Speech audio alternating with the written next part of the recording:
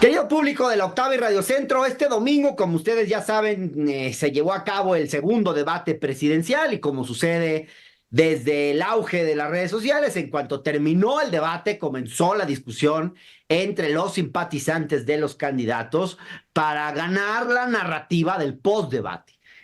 Hubo algunos muy buenos, como por ejemplo el que tuvieron Roberto Gil Suart con Arturo Saldívar, en fin. El debate del domingo dejó, digamos, la mesa servida para el último mes de campaña electoral.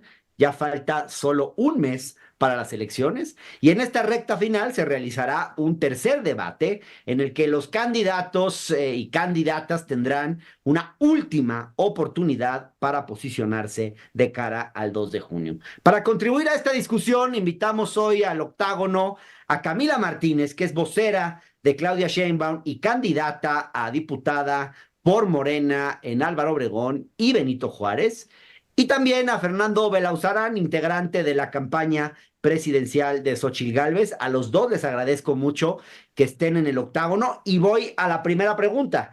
Muchos analistas que simpatizan con Xóchitl, pues se mostraron, digamos que más contentos esta vez con la actuación de su candidata el pasado domingo. Creo que es claro que no lo hizo tan mal, por lo menos como la primera vez. Y pues sí, porque Xóchitl se mostró más segura, endureció su línea con acusaciones muy fuertes, pero también lo hizo Claudia. Y no solo eso, las caracterizaciones que hicieron la una de la otra fueron muy agresivas. Xóchitl, después de que Claudia la llamó corrupta, Xóchitl elevó el tono y le llamó narcocandidata. Después del debate, ¿cuál de estos calificativos, digamos, creen ustedes que tenga mayor impacto, mayor influencia en la audiencia? ¿Quién le pega más a quién? Vamos a empezar contigo, Fernando, por favor. Sí, bueno, hay que poner esto en referencia. Eh, Xóchitl Gálvez empezó a llamarla por su nombre a Claudia Sheinbaum y todavía le dijo, no me nombras así, pues entonces te voy a llamar la candidata de las mentiras. Y me parece que es lo correcto. Cuando alguien se da a respetar, pues hay reciprocidad, ¿no? Tú me invisibilizas no nombrándome por mi nombre, pues entonces yo también te voy a poner tu adjetivo. Y ese fue un poco el tono. La verdad es que la sacó de balance porque Sheinbaum había sido muy disciplinada. Había mostrado, como se había dicho en el primer debate, aplomo para mentir. Pero ahora sí se salió de balance porque la gran ventaja que ahora tuvo Xóchitl es que no la dejó escabullirse. La acorraló y finalmente hasta hizo un recuento de lo que no le había contestado y además de lo que mentía pues, con cierto cinismo, digamos que en la lógica presidencial de hacer de la mentira y la propaganda una forma de comunicación permanente. Y bueno, vimos a la Xóchitl que quisimos ver, mucho más suelta, mucho más desparpajada, más audaz, menos acartonada.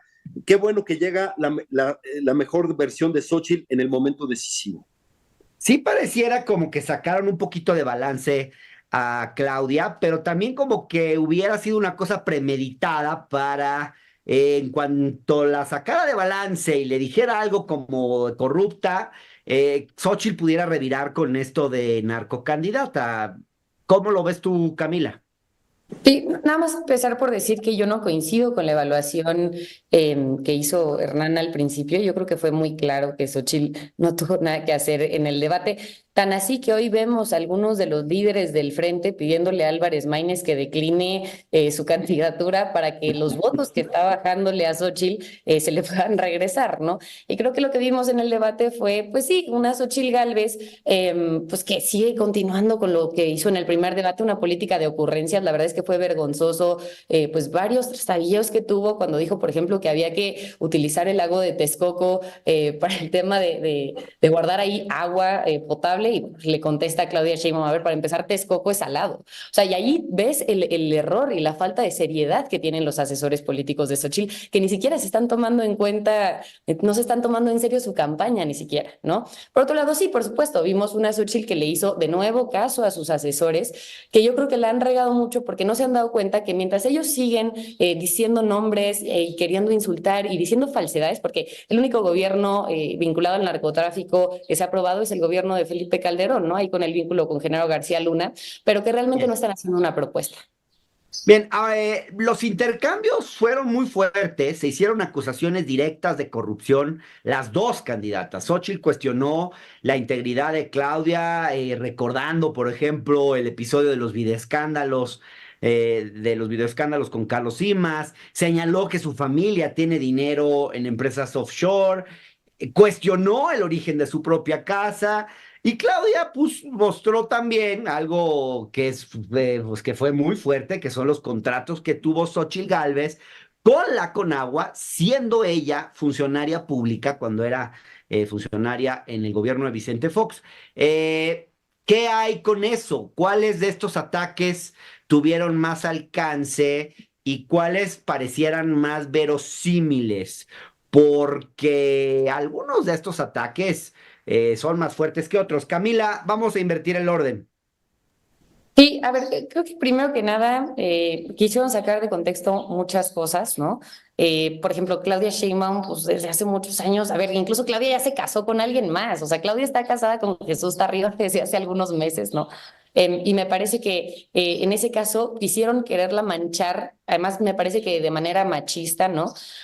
Con un caso que fue hace muchos años y que Claudia siempre ha sido como muy clara en su postura al respecto, ¿no?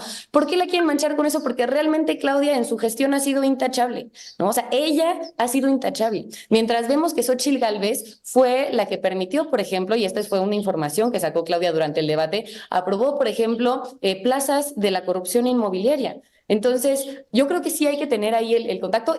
Por ejemplo, veía también una columna de Albano Ochoa, me parece, que decía, Claudia se pudo haber metido en lo personal con ella, vinculando a su hermana, que está acusada de secuestro y que lleva muchos años siendo procesada por un caso de vinculación. Pero Claudia no va a hacer eso porque es una cosa que muestra una falta de clase importante. Aquí solamente hay que hablar de la corrupción que cada una ha cometido y en el caso de Xochitl es muy claro. En el caso de Claudia, pues, la verdad es que no hay.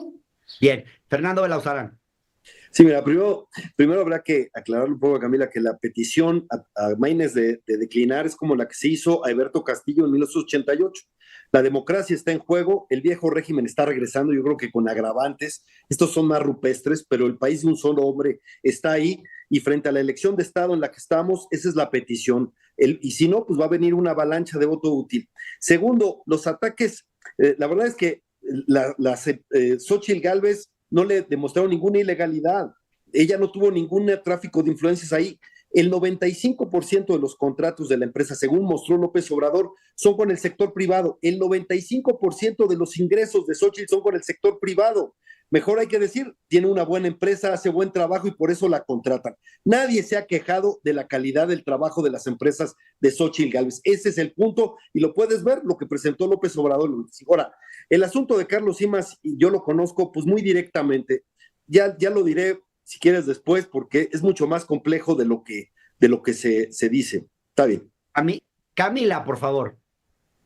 Sí, no, yo nada más decir, regresando al tema de Álvarez Maínez, o sea, yo creo que cuando hemos visto las encuestas de salida de los debates, la verdad es que, por ejemplo, hay algunas que te dicen cómo se movió la intención de voto a partir de los debates. En el primer debate, Claudia Sheinbaum arrasó, ¿no? Porque se llevó buena parte de los votos, Álvarez Maínez creció un poquito, tal. En el siguiente fue igual, o sea, la que no está logrando mover voto a su favor es Xóchitl Gálvez, ¿no? Claudia está creciendo, Álvarez Maínez está creciendo, y la verdad es que lo que yo veo es que la oposición siente un riesgo, y se está riendo Fernando porque yo creo que él sabe que es real, ve un riesgo de que pierdan su segundo lugar, y por eso le están pidiendo a Álvarez Maínez que se baje. Fernando, ¿están temerosos de que Álvarez Maínez les arrebate el segundo lugar, que les arrebate el liderazgo de la oposición? No, mira, la verdad es que me divierte el metaverso de mi amiga Camila, muy chistoso. Y la verdad es que nada es más sintomático que ver a los promotores de Claudia Sheinbaum echándole porras a Maínez, diciendo porque quisieran que se repitiera el escenario del 2018 donde el segundo lugar se estuviera en disputa. Eso es pura propaganda y da risa, ¿no? Y bueno, la verdad es que estamos muy contentos. Hay un segundo impulso de Xóchitl. Y en el asunto de Carlos Simas, te voy a decir una cosa. Claudia Sheinbaum ingresó al gobierno de López Obrador por Carlos Simas, que era presidente del PRD del Distrito Federal. Y luego Carlos Simas se suicidó. Eso es súper machista de decir de tu parte, Fernando. No sé si, no, sí, en realidad mira, sí. Claudia Sheinbaum ha Camila, tenido la una verdad, no sé si trayectoria la verdad sea propia, machista o no, ¿no? es la Y ha verdad. mostrado, no sé si es Es la machista o no, verdad. pero también dices, no me importa. Eh, Digo, nada más no, para que lo dejes mira, claro. no, mira, quizás no sea correcto, pero si la verdad no es correcta, yo me quedo con la verdad. Eso es realidad. Carlos, o sea, Claudia Sheinbaum ¿cómo se llama? En su documental. Conocía a López Obrador en mi casa. ¿Y cómo es que llegó a su casa? ¿Tocó la puerta y pidió posada? No, llegó a su casa ahí porque era la Carlos Simas en esta casa de Tlalpan, que yo conozco. Simas era el que hizo a López Obrador candidato en la Ciudad de México, aunque no tenía los requisitos, porque no tenía la residencia. Y dos perredistas con mucha fuerza, como Pablo Gómez y Marco Rascón, estaban impugnando la residencia de ahí. Bien, Bueno, gracias, es parte Fernando. de la historia. Pero lo más interesante es cómo se suicidó Carlos Simas por su esposa. Eso es, porque no es el único que estuvo en esa oficina. Vamos a hablar del debate porque se nos va a ir el tiempo y no hemos hablado todavía de la sustancia. ¿Cómo ven el contenido? Porque, por ejemplo, sorprende de pronto Xóchitl Gálvez proponiendo cosas como, y te pregunto a ti, Fernando, como un hombre que viene de la izquierda, ¿qué piensas, por ejemplo, cuando Xóchitl dice cosas como que hay que bajarle la carga fiscal a los empresarios, o cuando hace propuestas que de pronto sonarían incluso populistas? Por ejemplo, esto de bajarle la carga, de bajarle los impuestos a quienes ganen menos de 10,000 pesos o de 10,000 pesos, porque en la plataforma decía 15,000 en el programa de gobierno, ahora 10,000.